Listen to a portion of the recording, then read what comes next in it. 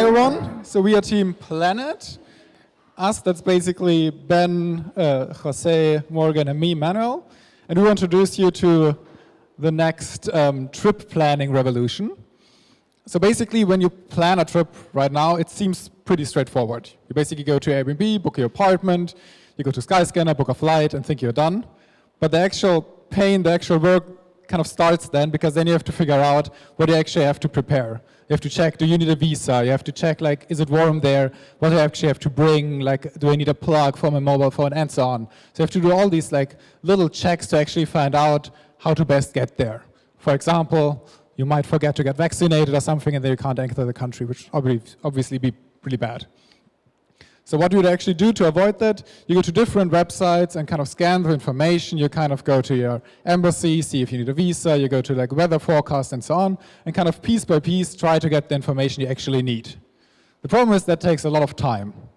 Second, if something is like on an Argentinian travel blog, it might not apply to you if you are, for example, traveling from Europe. So you always run in the risk. You go to the country and then you end up, you can't charge your phone because you don't have the right plug. Or you basically can't even enter because, for example, you don't have the vaccination you actually need, which is obviously quite annoying.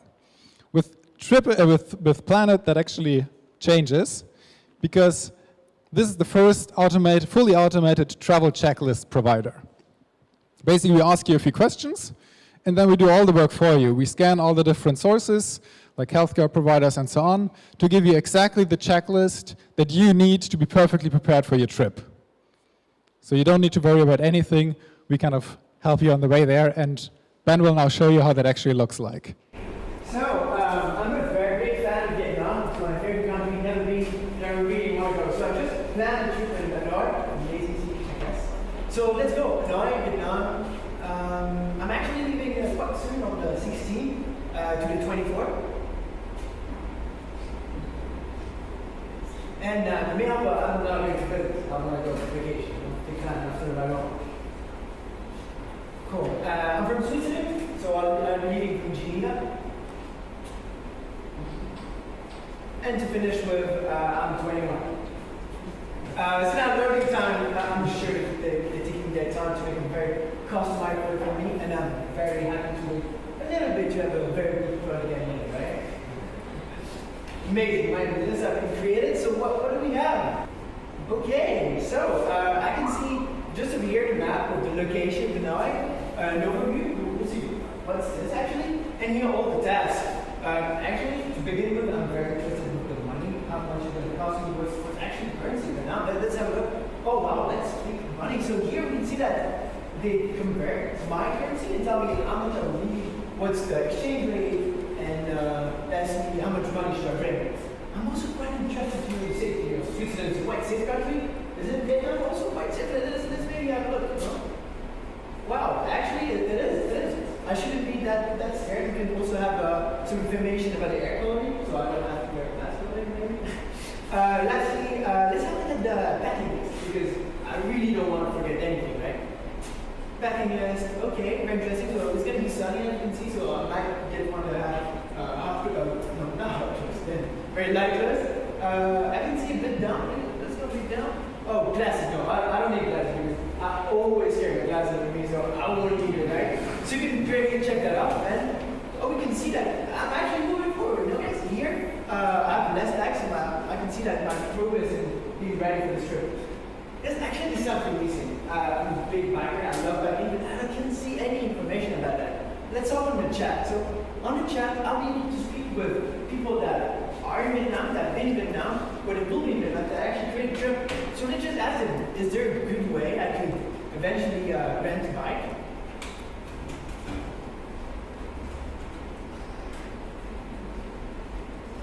Let's see. Oh. Hey, yes, there's a great bike rental app that you can download. It's called Biking. Open House. What a good name, right? So now I have this information, and I really don't want to forget it, right? So what do I use mine to do this? Let's go back to the trip and just add it. Install some useful app and just add it. I won't forget it, right? So yeah, like it and full app to eventually rent a bike. So now this is my trip in Vietnam, but actually I do travel quite a lot. So let's see all my other trips actually. To my dashboard. Wow, that's a lot of trips. So I've recently been to Moscow, as we can see, over here. And I've been also to Cuba. Let's see my trip in Cuba. But actually there's a lot of trips, so I kind of wanted to see them all at once, right? So let's go with my dashboard. In here I can see all the trips that I've done and how ready am I to do it. We can see a bit down there, I saw my trip to Rio is nearly completed. Well, let's see why. Okay, what's missing? So you can see like the completion level and how much that is up to Chinese. And here my visa, yeah, I need to get a visa, so I'll be reminded to get a visa. So now I'm pretty sure that I can go in the country and know what I have to do. Thank you, Ben. Well, as Ben has already showed us, we at Planit, we strive to always keep our fellow travelers ready for every trip and organized.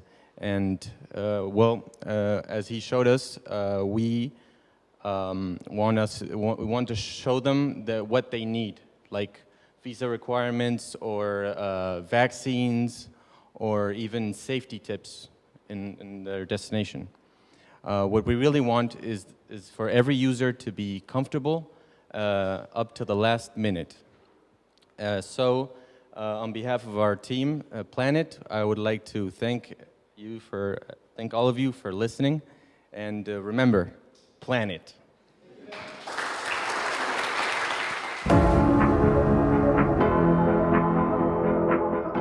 The presentation I'll be talking about today is called JRNLD, and it was made with Joaquin, Emily, Jeanette, and myself, James. So before we get started, I have a question for the group. How many of you here journal regularly? Oh, not a lot. How many of you, I'm assuming then the rest, don't journal at all? So maybe there's some of you with a mix. For the people who journal, why do you journal? Shout out something, a reason you journal. Keep track. Numbers?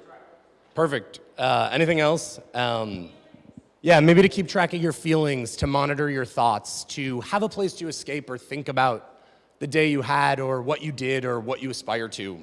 And for the people that don't journal, is there a reason you don't keep track of a journal or don't use a journal? Sebas is a good participant. But it's true, really too difficult. I think when we all started thinking about this project, for us, it came down to all of those things. So you want a place to think about your thoughts and express your feelings. But journaling in today's world, when you're running around, or for us, a lot of us are travelers, you just don't have time to write it down. You don't think of bringing a notebook with you. And so for us, we created this platform, JRNLD. As we call it on the homepage, it's a journal for the modern world. And so what does that mean? For us, when we think about JRNLD, we think about three things that we wanted it to encompass. So it's simple, it's smart, and it's secure.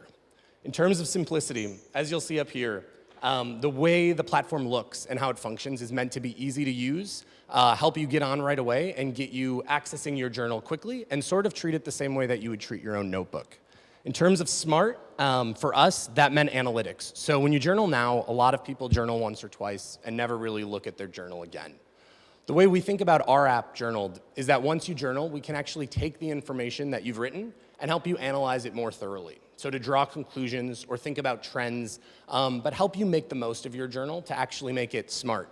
And then finally, secure. Your journal is a personal place. You want to talk about things that matter to you. You want it to be private. And so for us, security was extremely important and something that we really put at the front of this platform.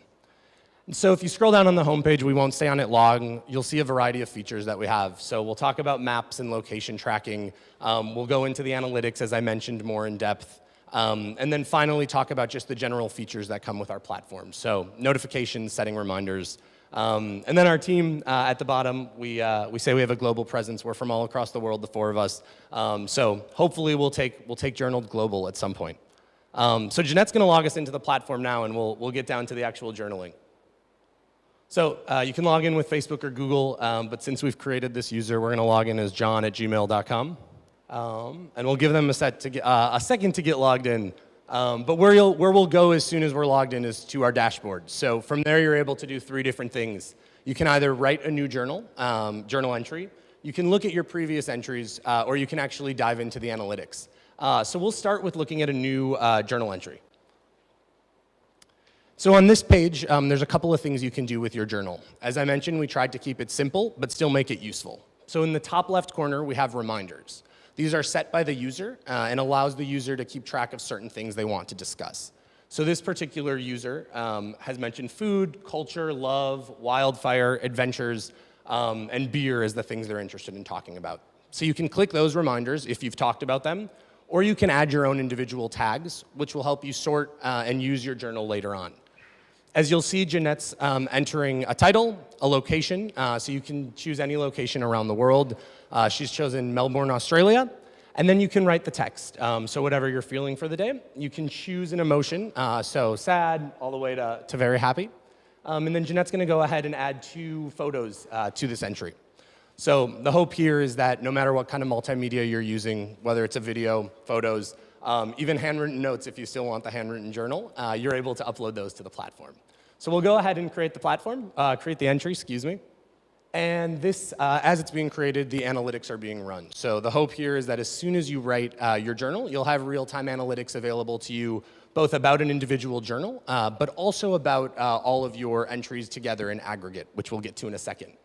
So Jeanette's gonna go ahead and click the entry we just made, What a Lovely Day.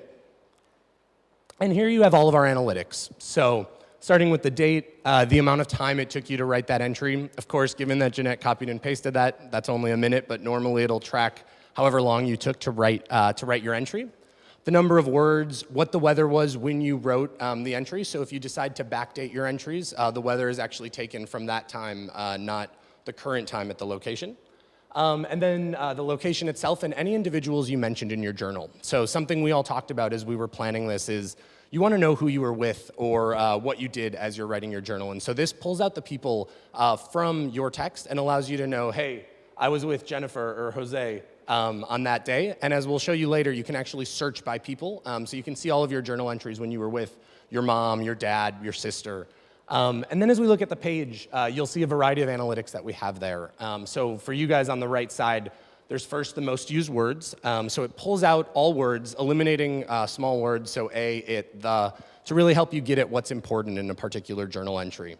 And then as you scroll down, the other part of this is that it actually tracks your emotions. So we've used natural language processing to pull out the information from your journal to help analyze your text. So if you were to read the text that Jeanette entered, it's a lot about love, feelings, being on a vacation. And so you'll see that it says that it was 46% excited, 30% happy, and then of course there's a little fear in there too, because love is a little scary. And then the last thing you can do is see pictures. So you'll see there's the 2 pictures that Jeanette uploaded. You can click through them to hopefully give you a sense to remember what you did on the What a Lovely Day journal post. So we'll head back to the dashboard to talk through a couple more things. First, if you click View All Entries, you can click through and search all of the different entries that you've had historically. So if we want to find journal entries sort of for the last week, so let's say March 6th to March 13th, that are in Melbourne, Australia, we should hopefully see the entry that we just made, and then it looks like he has a second entry in Melbourne. And again, you're able to click both. So let's click the other one on March 10th. And if you decide you don't want that entry anymore for whatever reason, you can click in the top corner, and it will delete. Our journal entries were created from Friends, the TV show, so some of the stuff it says might be a little bit interesting. And then the other thing you can do on the entry page is click into Map View, and you're able to see all of your entries by location. So John, this individual up here, has traveled a fair bit, and he can click into any of his entries there, and he's able to see what he's written about. Again, oh boy, we should close some of these journal entries. And then if we head back to our dashboard, we'll show you the last big feature of our platform, and this is the analytics page. Or it will be the analytics page very soon. So if you look on the left side of the screen, it starts with a variety of maps, that help you track your trends geographically. So at the top, the first thing we have is the number of entries by country, the number of words by country, And finally, the time spent journaling by country. And if you scroll over any individual country, you can see that when I was in Russia, I had 4 entries, or when I was in Greece, I spent this much time journaling. And our hope there is you get a better sense of what your trends were based on either your travel, places you've lived, and later you can actually use that to analyze your emotions and how you felt in those places. And then if we look at the top part of the screen, it's a similar cut of data, but this time we're looking at it historically and over time. So again, you can look at time spent, you can look at number of words used, and number of entries. But essentially, it allows you to look over time, different ways things have trended. For us, the way we think about this is you can really use it to relate to your life. So if you know in January you were working very hard, or you traveled in February, you can see how that impacted your journaling and really look at how you've journaled over time. So for a lot of us, I think about half of our group doesn't journal regularly. This is a way for us to hopefully keep ourselves honest and try to keep journaling and hopefully improve ultimately. Then as we scroll down here, this is some of the analysis we're most proud of. It allows you to take a look at the different emojis that you chose when you entered a new entry and see how each of those compare to other factors that we've analyzed. So when you're happy, how many entries have you entered? How long did you write for? How many words did you write? And most interestingly, you can see how those emotions that you've identified relate to what the API that we're using says. So you might have felt very happy, but then it looks like your words say that you're sad, or vice versa. And for us, this is pretty cool. And similarly, and as someone from a cold weather place, it's particularly helpful, is you can see how you felt with various temperatures. So maybe you're happiest when it's warm, saddest when it's cold, but hopefully this can be helpful for drawing conclusions from your work. Then if we scroll all the way to the bottom, the last piece of analysis that we have on here is a word wall of the most commonly used words in your text. So again, we have a variety of words in this particular web, but Jeanette can go ahead and click on any. So let's say we're not sure when we spoke about divorce. But you're able to click into a word and then see all of the times you wrote that word. I think she may have clicked well, so it's a little happier than the divorce ones. But so with those analyses, our hope is that you can really make your journal useful. You can think about your journaling and use it to make you more successful with your day-to-day. The last thing we'll do is click over to the profile. And here you're able to do a variety of things, whether it's changing your information, changing your password, deleting your account. And then you can set and play with the reminders. So if you know for a certain time period you'd like to talk about a certain thing, you can update your journal entry form, so we're reminding you about the most relevant information. Similarly, you can set reminders, so if you want to be reminded to journal every day, every week, or every month, we can contact you to ensure that you're actually journaling. And that for us is Journaled and our platform. We're hoping to continue working on it a little bit and see what else we can make from it and hopefully have people like you guys using it. So the next time we ask how many of you journal, there's a few more people. Awesome, thanks.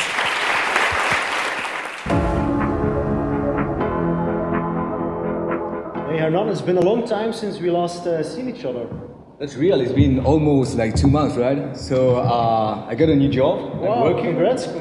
So I'm already earning some money, I got some savings, you know. Luckily I can now think about investing actually. So I would like to, actually invest my money. Here in Argentina we have like 2 big monsters. It's inflation and devaluation. So we should fight that. You have any ideas? So why don't you invest in the stock market? Well, the stock market I think is kind of too complex. Very time consuming, already all the time looking at the screen. I think it's not to me, So if you're looking for something safe and long term, why don't you invest in the property market, let's say? You mean brick and mortar real estate? Okay, I think I like it. But on the other hand, I don't have like 80 grants to put on that. I think it's, very capital intensive. Okay, if you're looking for something less capital intensive, why don't you try something like Kickstarter, one of those platforms? Well, Kickstarter, I know it, I like it, but it's very like product oriented. On the other side, I really love to invest in my local community in Argentina, in something that I can touch, very tangible and very local. Well, actually, there is a platform in Argentina where you can invest in local restaurants, and it's supposed to be very simple, and you can invest already from $20. Okay, that sounds good. What do you think? Shall we have a look? Yeah, let's go.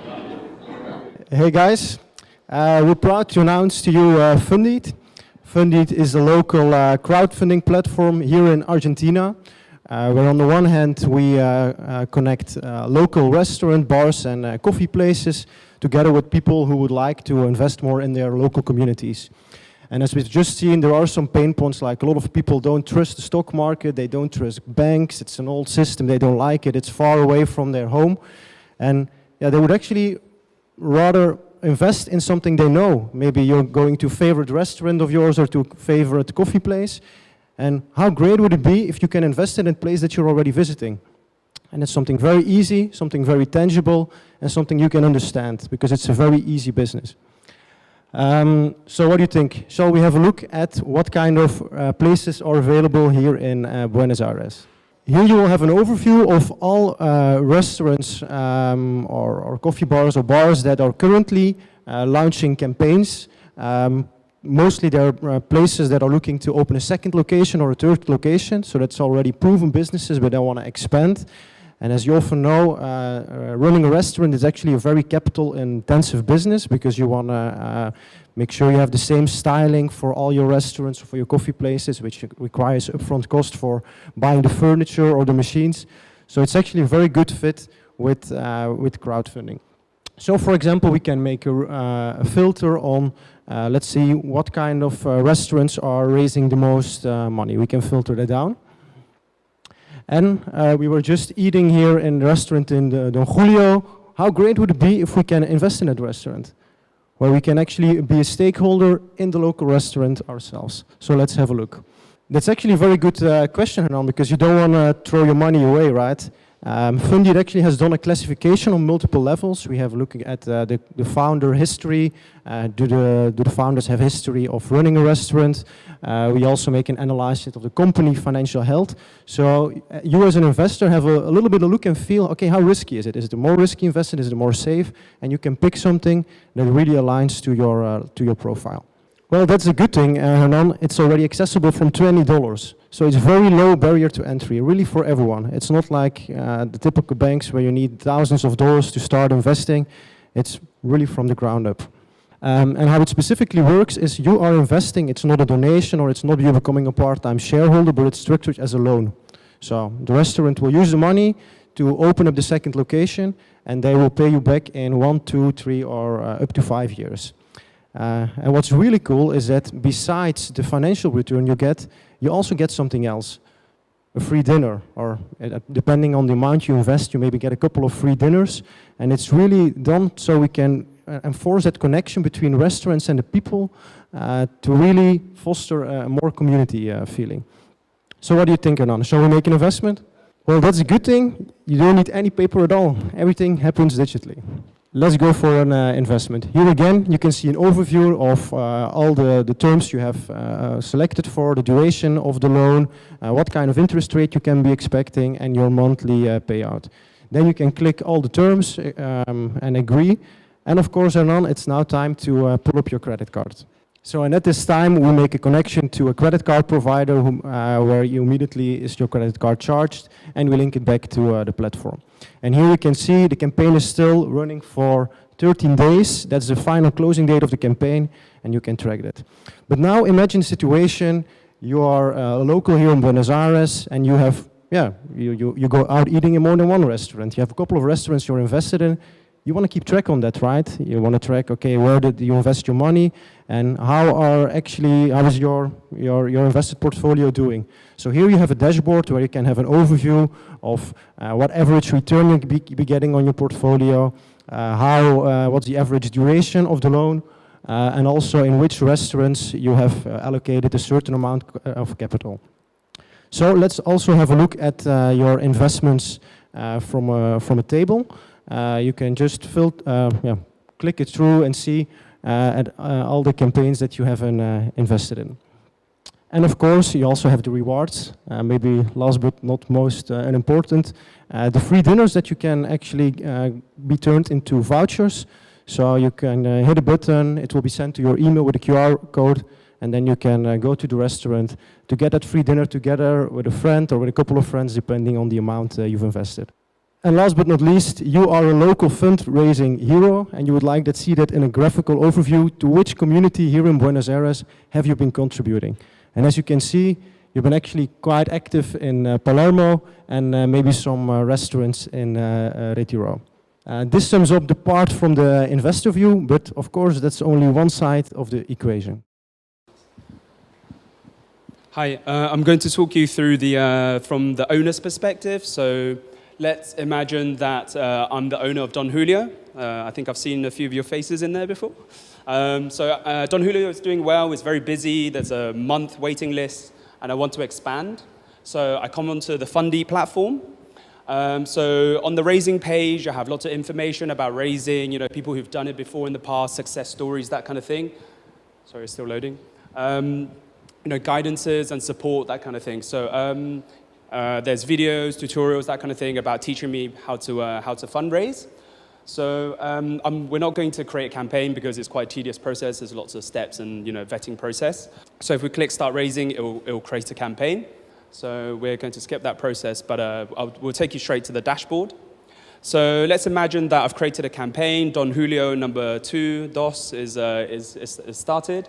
So I go to my dashboard, I can see what my target is, how much is outstanding to raise, how much to go, how many investors have invested in my campaign, and the average amount per investor.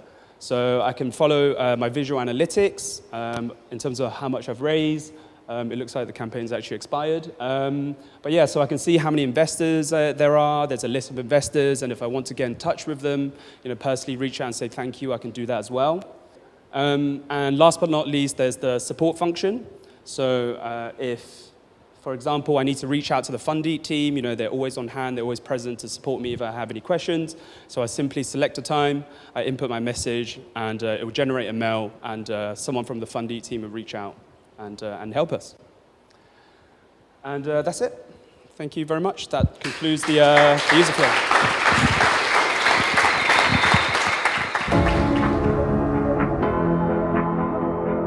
Hi, everyone.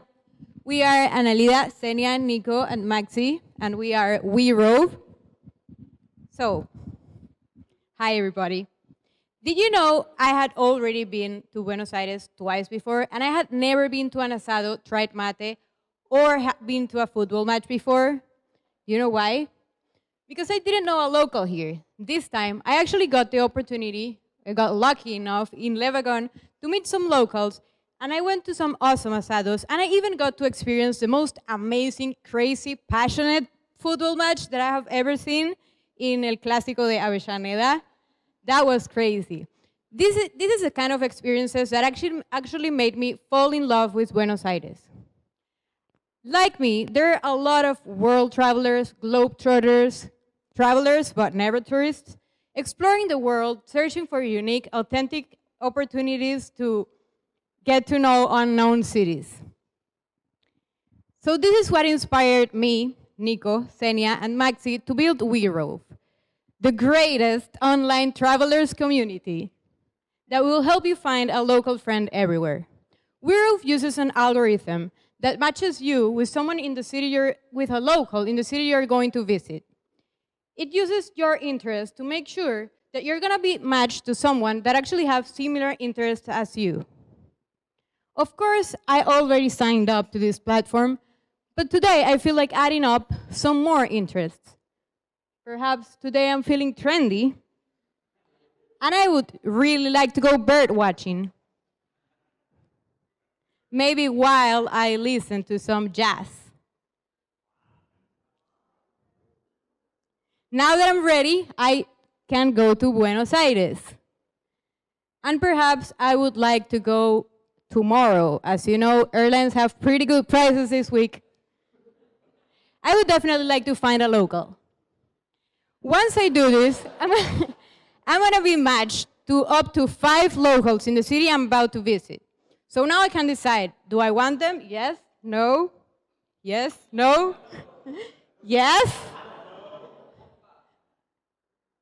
This will give me access to each of these person's profile, and it will habilitate a chat for me to actually talk to them in real time. I feel like talking to Nico. Hi, Nico. Nice to meet you. What is the best parrilla in town? And where can I get some hand sanitizer in Argentina? This is basically the part that will actually let me have human contact with the person I want to receive advice from. Hi, Nico. Luckily enough, Nico already has a parrilla in his recommendations. What if I go check out his recommendations? Because this app will let every local have his own recommendations in his profile for other travelers to take advantage of their local advice and go. So I would really like to go to La Esquina del Virrey. That's a parrilla he has there, right? I will save that to my bookmarks. Every time I save one recommendation to my bookmark, it will actually be added to my wall where I will be like basically saving everything. So when I actually go to Buenos Aires, I can go back there and do all of that. But what if I don't feel like talking to anyone right now because I just want like to take a look of a city? Then I can also use a feature of recommend me. Buenos Aires, recommend me something there. I'll get a few recommendations in different categories where I can see, like for example, let's say I want to see what's Africa or what's Guerrin. What is this? Okay, this is a pizza place apparently. I would definitely like to save that. Maybe I will go there when I go to Buenos Aires. Like this, I will have a lot of recommendations, and the important part is that these recommendations will be made for people that are actually willing to give local advice to other people. Can you please check my notifications? Oh, Nico.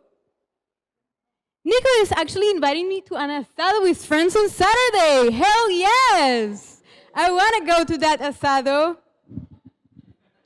You know, Nico is so nice. I would actually like to rate him.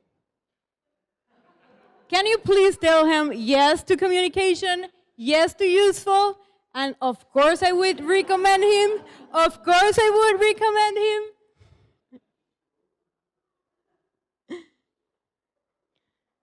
So now I'm going to this asado, and basically the idea that we wanted you guys to get is that this is actually the process that we want this app to achieve.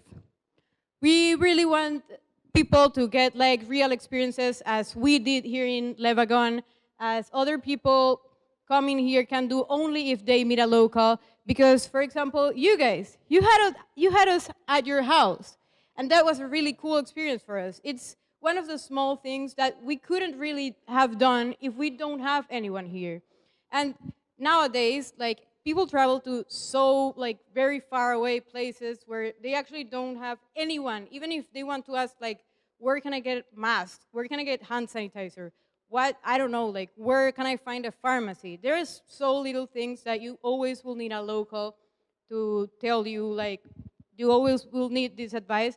And basically, this is what inspired us to build this, and we only want to change like the way everyone travels forever to make you travelers, but never tourists.